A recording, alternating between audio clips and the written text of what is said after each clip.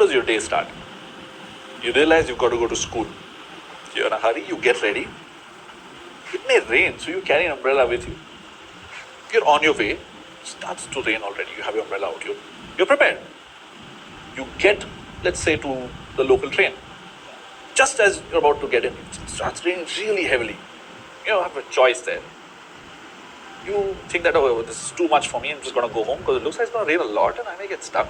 Or you're like, let's risk it, let's get into the train and we'll figure out how it goes from there. Now, you're on the train, let's assume you're on the train. It gets so heavy, the rain, that the train has to stop. Okay, the tracks are flooded.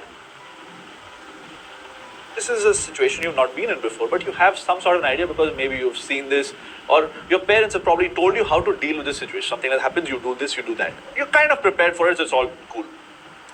Sometimes, you may not always be prepared for things that happen. What if, instead of living in a city, you lived in a village or a town that was right next to the river? And the rain is so heavy, and the river floods. That's a really scary place to be in. What do you do then? If you're in a place that is prone to earthquakes, and there's no warning, this thing happens at such a large scale. It happens so suddenly. There's no way of knowing what you're supposed to do. So these events we just looked at, we're going to call them disasters. This is a technical term for things that happen on a very large scale and they happen suddenly.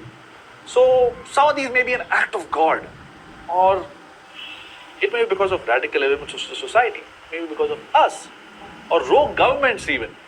That's the negative side. Now what we want to do here is to help you figure out how to deal with these disasters. Hopefully plan for it. You never know when things could go wrong.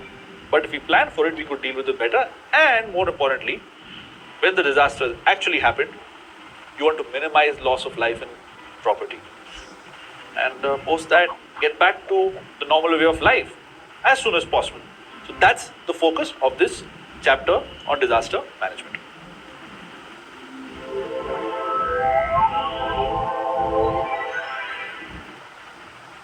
To be able to deal with disasters, let's look at the definition of disaster itself. We say that it happens something that happens suddenly and has a huge impact on life itself. Now this impact could be short-lived, maybe a few months and life can get back to normal. Or it could last for many years together. The best example of two of these would be, say, an earthquake. Just 2 minutes is all it took for Bhuj to completely get decimated. There were around 15 or 20,000 people that were killed.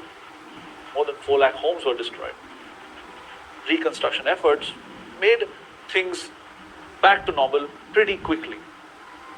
But in case of the Bengal famine back in 1943, it's terrible that what happened, and the situation got dragged on for years and years because of the British not intervening at the right time. So this is one way to classify disasters. Their impact being for a short duration or a long duration.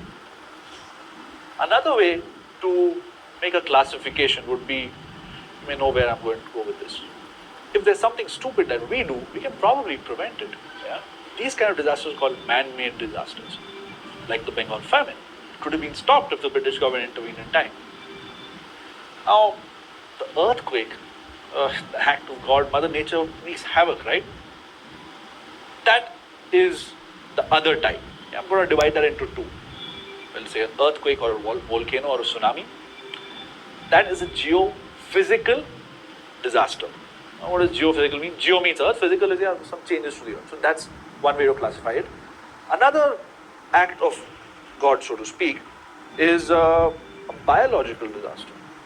Something like the plague hundreds of years back in Europe. It nearly wiped out 30 to 60% of the population. Now imagine just a tiny virus or a bacteria killing so many people. This could happen tomorrow too. There could be some uncontrollable thing. There was Ebola, that was so hard to deal with. Or maybe some plants get infected in such a way that the entire land gets bad. So these are all examples of biological disasters. So I have classified this in 3 ways according to the source, yeah, man-made, and among nature we have biological as well as geophysical disasters.